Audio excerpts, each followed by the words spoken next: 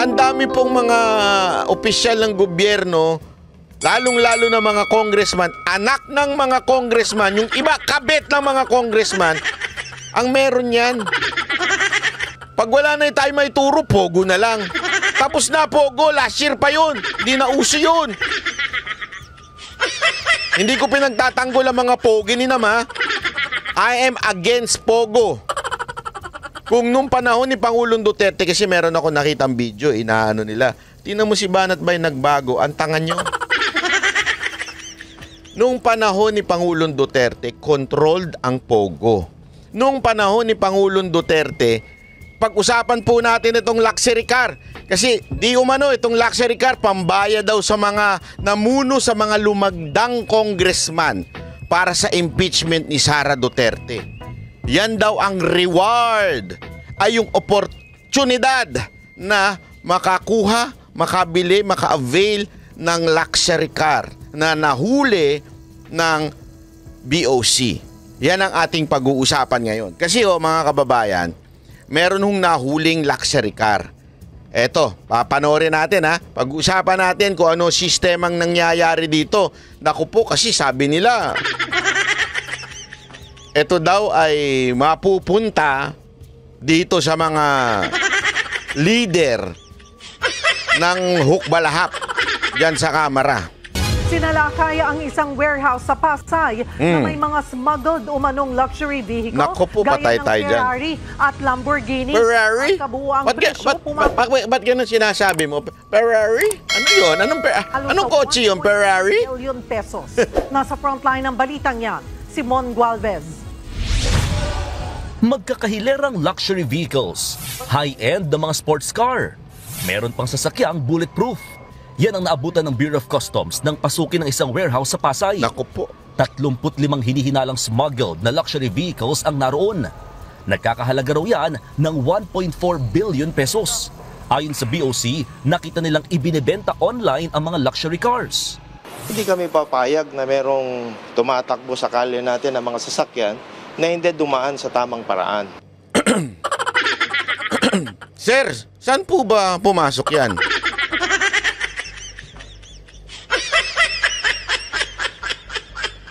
Ako, nagtatanong lang po ako, sir, ha?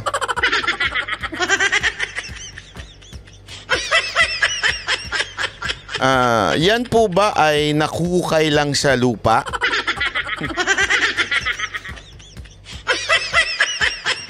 O baka naman na ano lang po yan, nanggaling sa langit. Bumagsak sa garahe. Kung hindi kayo papayag na bumabiyahe yan sa karsada, pero ang tanong, pumayag po ba kayo makapasok yan? Sa pagkaalam ko, Mr. Custom Officer, Chief o whatsoever your title is, saan po ba pumapasok yan? Di ba po kayo ang nagbabantay ng lahat ng pumapasok sa Pilipinas na mga kagamitan o ibebenta? Hindi naman po candy yan na madaling mailusot. Saan mo ilulusot yan? Sasakyan po yan. Maintindihan ko pa kung motor kasi ginagawa nung iba yung mga gagong ano eh. Binabaklas nila yung motor tas dito assemble. Yung mga ganyan pa eh. Pero eto, kotse, imposibleng baklasin yan tas ipasok yan dito ng hiwa-hiwalay. Kailangan mo ng expert dyan para buuin yan. So ibig sabihin, dumaan po sa inyo yan, sir. I mean sa customs. Diba? Bakit napayagan? Dumaan yan. Kasi pasensya na po sir yung pagpapapogi na hinuhuli, medyo lumantugtugi na para sa akin yan eh. Kasi meron akong mga alam tungkol dyan na wala po ako alam na smuggler ha.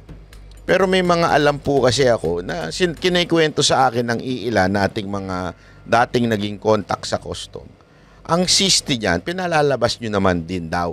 Pinalalabas, not you particular, I mean the customs.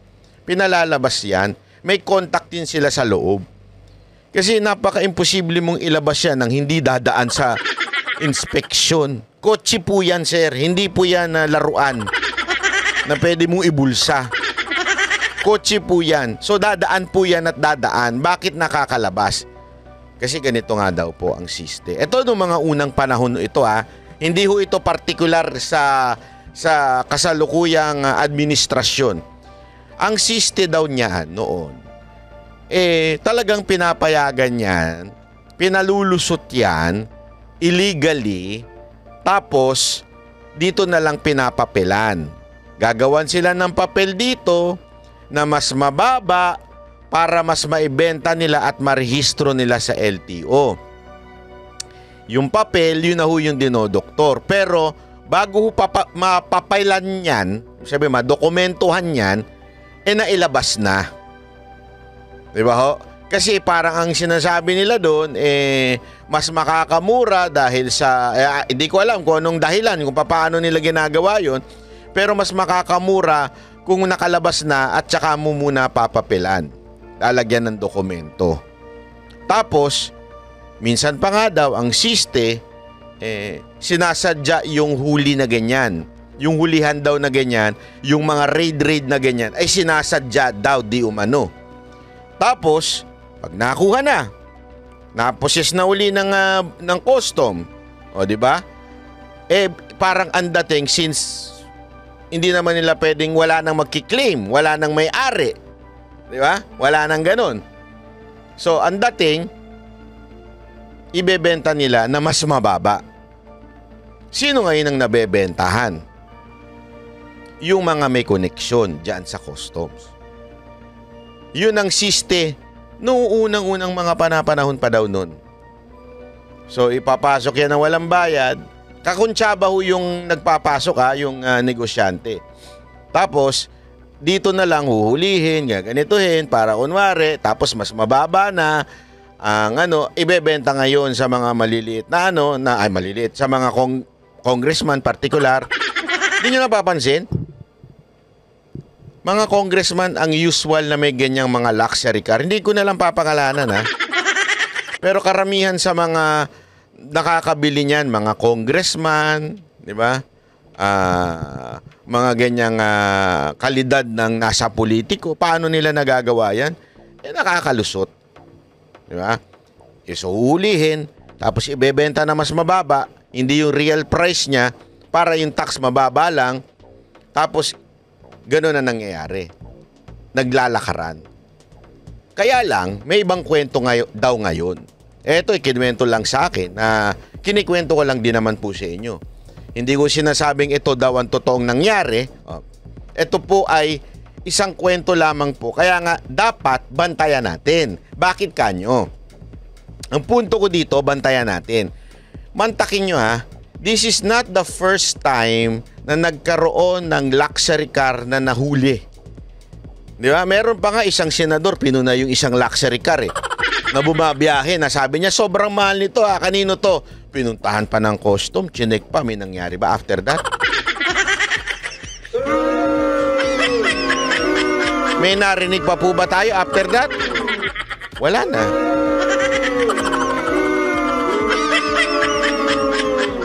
Ang tanong, magkano kaya ang binayad doon? Sa senador? Hindi sa senador. I mean, sa custom. Yeah? Napaka-importante maunawa natin to kasi nga, ang dami na natin napapanood sa media na ganyan. Tapos may makikita tayong pautot na naman sa media na sisirain ng luxury car. Pero pag isinira ng luxury car, ano nandun? Mga lumang Mercedes-Benz, lumang Porsche, mga luma. As in luma. Nawala na yung talagang tunay na lumalabas sa media na mamahalin. Kasi nga, ibinibenta na lang. Binibenta to ibig sabihin legal na. Pinapilan na, nilagyan na ng dokumento. Legal na pong ibinibenta. Pero yung kunwari, yung mga pinapakita lang sa media, walang winawasak nila. Wasak-wasak lang po yun. Ang siste ngayon daw, okay, ay ikikwento ko mamaya pagkatapos ng news. May isang linggo rin doon tiniktikan ng mga otoridad ang warehouse na nagsisilbing talyer. Gamit ng letter of authority, napasok nila ang lugar kung saan abutan daw ang 2 Chinese at 1 Vietnamese. Walang may pakitang dokumento ang mga dayuhan. Sa mga luxury vehicles na nandito, hindi bababa sa 20 milyong piso yung presyo ng pinakamura ng unit. Bagay na malaking halaga sana yung makukuha kita ng pamahalaan kung nagbabayad lang ng tamang duties and taxes ang mga ito. Pinuntahan din ng customs ang showroom nito sa Parañaque. Dito nakita ang iba pang mga mamahaling sasakyan. Naabutan pa nga ang ilang pyesa. Meron din mga primera klaseng coaster van na may Chinese marking sa labas. Hinala ng mga otoridad, baka konektado rin ito sa Pogo. Iyan na naman po. Pag wala na silang mailusot. Ang lagi nilang ending point, Pogo to. Pogo to. Hindi, lagi nyo isipin yan pansinin niyo lagi ang tono ng gobyerno. Pag merong nangyaring aberya, kaguluhan, hindi maganda, wala silang solusyon, hindi nila alam paano nangyari yon. Ang sagot, Pogo to. Pogo ito sigurado. Gago! Para lang matapos na yung kwento. Hindi na natin pag-usapan, paano nakalusot yan? Saan lumusot yan? Saan dumaan yan? Basta, Pogo ito. Gago! Pogo ito, sigurado ako.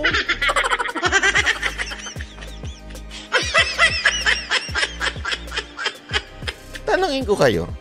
Ako nagtatanong lang. Kayo ho ba lumalabas ng linggo? Bakit Sunday? Usually mga sports car lumalabas Sunday. Kasi hindi traffic kaya nakakaharurot sila. Sa S-Lex, N-Lex. Matagal na yan.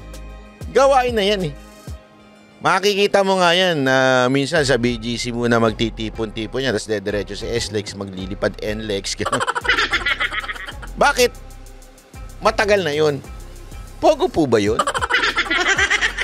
Hindi ko sinasabing mga walang papel yun. Pero sinasabi ko lang na hindi lang po Pogo ang bumibili ng mga ganyan. Ang dami pong mga opisyal ng gobyerno, lalong-lalo na mga congressman, anak ng mga congressman, yung iba kabit ng mga congressman, ang meron yan. Pag wala na tayo may turo, Pogo na lang. Tapos na Pogo, last year pa yun. Hindi na uso yun. Hindi ko pinagtatanggol ang mga Pogi ni Nama. I am against Pogo. Kung nung panahon ni Pangulong Duterte, kasi meron ako nakitang video, inaano nila, tingnan mo si Banat Bay nagbago, ang tanga nyo. Nung panahon ni Pangulong Duterte, controlled ang Pogo. Nung panahon ni Pangulong Duterte, sobra pong need natin yan because nagkaroon tayo ng pandemya. That's why we need that at that time. And before, tulad ng sinabi ni Jimmy Bondoc, which is Vice President ng PAGCOR noon, ang Pogo noon, ang client lang yan ay mga taga-China na nag-o-online. Diba ho? Yun ho ang panahon ni Pangulong Duterte. Eventually, nag-spread sila. Nung nawala na si Duterte, hinapabayaan na, nababayaran na mga otoridad, nag-spread sila, naging market na rin nila ang Pilipinas. Tanungin ko kayo mga kababayan. You know, hindi ho ito kaila sa mga taong bayan Kailan na mayagpag ang online gaming? Hanggang ngayon nga may nagre-recruit pa sa akin. Ang kapal ng mga putang inan to. Hindi, walang biro Ako nananawagan ako doon sa mga nagre-recruit sa akin, tatawagan ako, pwede ba mag-advertise sa'yo? Mga tarantado kayo. Kahit malaki pa yan, hindi ko kakagatin yan. Ulul. I am against any form of gambling. Noon, wala akong pakialam noon kasi ang market naman nila China Ang sinisira naman nila buhay, mga taga-China Kaya ako, wala akong problema nun at need natin yung income. Kasi nga pandemya. Ngayon, hindi na natin need. Una, hindi kontrolado. Inopen nyo na sa Philippine market. Diba?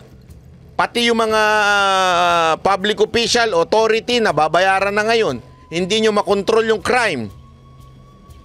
Tapos ngayon, talagang lantarang inuubos na mga babae. Ay, de. Walang ganun, Banat Bay. Di ba ho, anong ibig ko lamang pong sabihin, mga kababayan? Anong ibig ko lamang pong sabihin? Hindi lamang po Pogo ito. Matagal na nag-i-exist yung mga ganitong klaseng pangyayari sa Pilipinas. Kayong nasa gobyerno, lagi na lang yung palusot. Pag wala na kayong solusyon, di nyo na alam ang gagawin, pogo na lang. Dahil nag-aalisan na yung mga pogo, dinidispose na nila yung mga cars nila. Agoy! Sino bang bibili niyan? Sino bang may pera? Di ba yung nasa... Pogo lang? Sir, kung ako makakatanggap ako ng 150 million, isang pirma, hindi lang pogo makakabili niyan. Ito naman tayo, sir. Nagloloko naman tayo. Pasensya ka na, ha? Hindi kita binabanatan, ha? Pero maling-mali yan sagot mo. Na sino ba makakabili nito mga to? Hindi ba pa? Puro mga taga-pogo lang? Sir! Ano tayo, nagbubulag-bulagan? Ang dami pa sa karsada niyan ngayon, eh. Pogo lang ba yon? Naman, sir. O para lang sa kaalaman mo, kung hindi mo alam, ang bumibili niya, mga congressman, mga kontraktor. Alam mo yan, sir. Imposible hindi mo alam yan. Mga kontraktor. At yung mga congressman na kontraktor pa. O, di ba? Gago! Sir, alam mo ba maliliit pa yan? Ang binibili na ngayon, helicopter. Ito naman si sir, hindi ko alam kung saan kayo, Hindi kita binabanatan, sir, ha? Pero maling-mali yung sinasabi niyong pogo lang. Pogo. Patuloy pang sinusuri ng mga otoridad ang rehistro at mga nagmamay-ari ng supercars na ito. Inaalam din kung paanong naipuslit ang mga ito papasok ng bansa. Hindi raw May isinasadya. nakita nga ako, babae. Yan ang gamit na sasakyan, eh. Siyempre, yan, head turner yan. Pag nakita mo sa karsada, hindi pa tinted. Tapos pagtingin ko, babae. Te, siguro, ang galing mong Kaya ka binigyan ng politiko na yun. Tinignan ko kagad yung labi, kung makapal, eh. Hindi, walang biro. Hindi ako nagbibiro. Nakita ko yan sa SLEX, eh. Di mo mabaya ako. Motor ako, eh. O, di ba? Mumotor. Kitang-kita mo, biglang meron sa tabi. Panginan ko. Ang ganda nung babae. Oh, pero alam mong walang pera. Kasi alam mo, hindi nadadaan sa ganda yan, eh. Marami naman maganda dyan, pero iba nga, kulang pa sa paligo, eh. Ayop ka. Hindi, totoo, may mga magaganda dyan. Di ba? Kasi, alam mo na, salamat, Doc. Ganon. So, nagmumotor ako, sabi ko talaga sa sarili ko, ang galing siguro nito sa kamat at binilhan siya ng luxury car ng jowa niyang politiko. Yeah? Hindi alam nito mga ito, eh. Alam mo kung bakit? Eto, let me tell you. Ang mga Pogo Chinese official, gusto mo malaman kung ano binibili nila mga sasakyan? Hindi ganyan. Hindi ganyan. Hindi ko pero kasi po, nag-inquire po ako niyan, eh. Basta, meron po akong ilang katransaksyon na pagdating sa sasakyan, yung buy and sell. Hindi po katransaksyon na Pogo, linawin ko, katransaksyon na buy and sell. Tapos tinatanong ko, pag may mga luxury car, Land Cruiser, ano ba ito? Yung mga four-wheel na mga bulletproof. Kasi nag-inquire din po ako niyan, eh. So, ganyan, tinitingnan ko. Alam nyo kung sino ang mga bumibili at nagbebenta ng mga yon? Yun ang kinukuha ng mga Chinese Pogo. Hindi yung ganyan. Hindi po. Ang kumukuha niyan, mga congressman at saka mga kabit at saka mga opisyal ng gobyerno at saka kontraktor. Yan po ang Kasi tayo mga Pinoy, yan ang isang bagay na luho natin, eh. Pagka yumaman tayo, yan ang unang, mga lalaki, kadalasan lalaki, relo at saka sports car ang binibili. Di ba ho? Ang mga mayayaman na mga Pogo na alam naman nating nasa illegal na business sila, ang kinukuha nila hindi yung mga ganyan. Usually mga van na o kaya mga 4x4 na o SUV na naka-bulletproof. Yan po ang katotohanan. At ang gumagawa pa nga niyan, alam ko kung sino, eh. Legal yun, ha?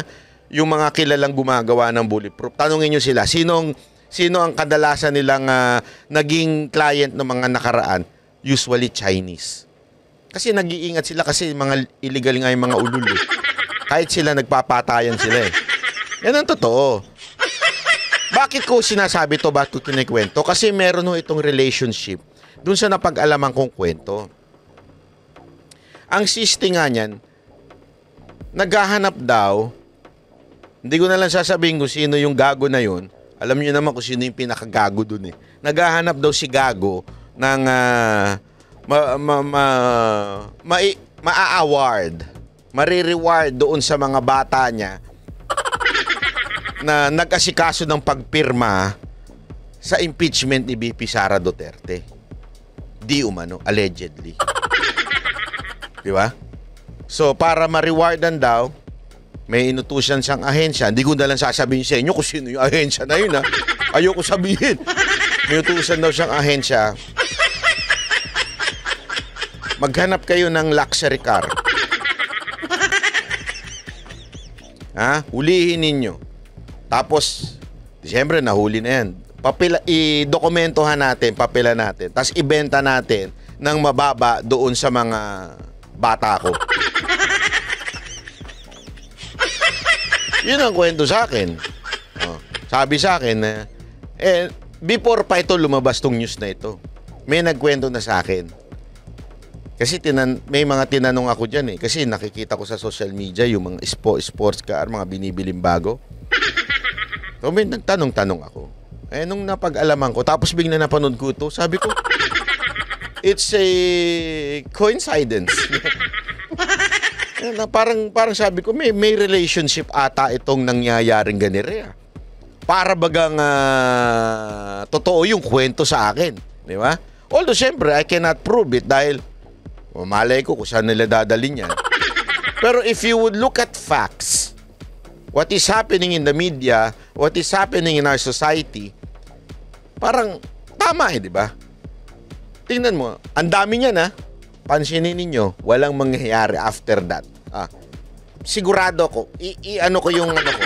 Sure ako, after nitong huli na to, wala nang kasunod na follow-up story. Wala na yan, tapos na yan. Hindi na mag-follow up ang media dyan. Tingnan ninyo. Patatahimikin na. Tapos, nada, wala na.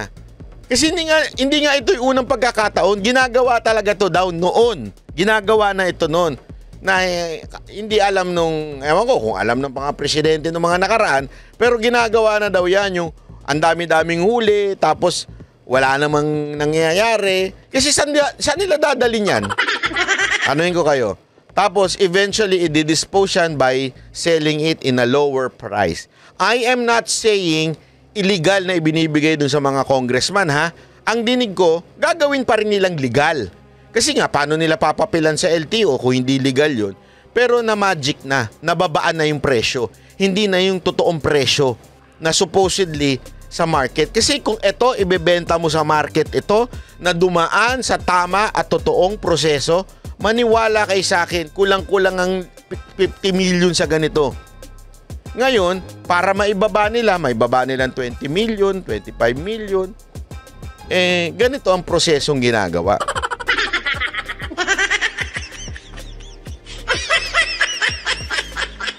Kaya abangan na lang natin kung saan lalabas ito at kung sinong gagamit ng mga congressman ito. Abangan natin. Kaya nga sabi ko sa inyo, bumangon ang Pilipinas. That's the truth. Hindi, walang biro. Bumangon ang Pilipinas.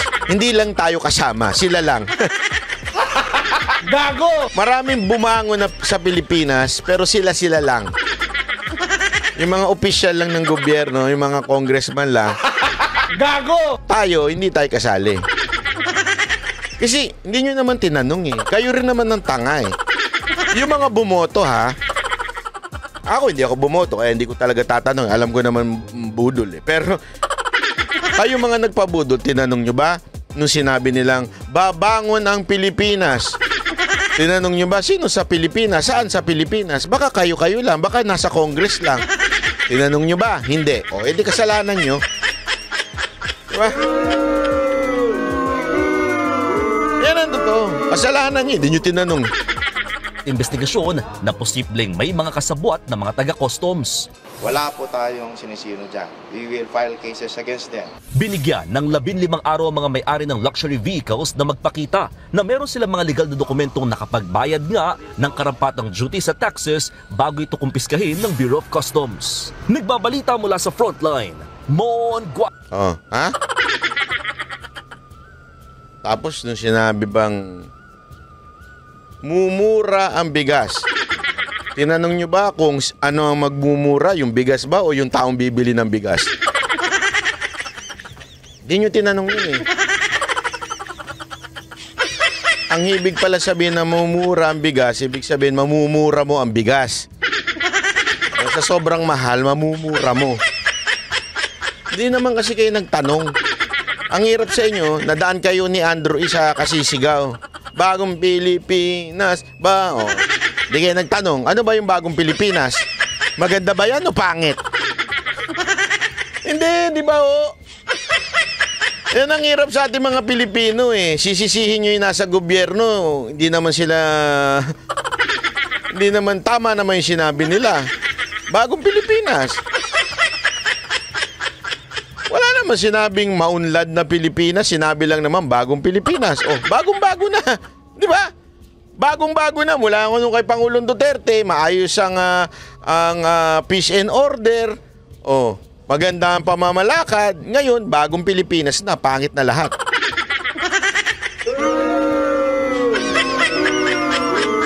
Next time po kasi mga kababayan, bago ho tayo maniwala lang basta-basta sa mga naririnig nating kwentuhan dyan, siguraduhin nyo naman. Siguraduhin nyo naman na, na totoo yung pangako at saka siguraduhin nyo yung pangako detalyado. Ha? Huwag lang yung sige lang, basta lang kayo, makikisayaw kayo dun sa artist eh. Di ba? Hindi walang biro. Ako po, maniwala kayo sa akin. Hindi po ako artist pero alam ko po yung ganyang kalakaran eh. Kasi nga, syempre, nag-handle po ako ng artist. Alam ko po yung mga ganyang kalakaran na kung saan dinadaan sa entertainment. Sabi nga nila, ang kampanya o yung eleksyon, yan ang nagpapa-unite sa mga artista at politiko. Bakit kanyo? Yung mga artista tumatakbong politiko. Yung mga politiko nagiging artista. Totoo. Kaya dapat po mga kababayan, anuhin natin. Siguraduhin po natin yung ating binoboto. Siguraduhin natin yung kanilang pangako. At alam nyo, paulit-ulit natin binibigyan kayo ng idea na dapat po hindi lang yung pangako. Dapat po, yung meron na ba talagang halimbawa, eto, kayo na lamang po ang tumingin. Di ba? Ika nga. Si Manny Pacquiao, ano ba ginawa? Si Lito Lapid, ano ba ginawa niyan? Di ba? Si Abalos. Lalong-lalo na si Binay. Di ba? Anong ginawa nito mga to? Di ba? I mean, tell me, ano ginawa nila? Para sa bayan. Kayo na po magsabi.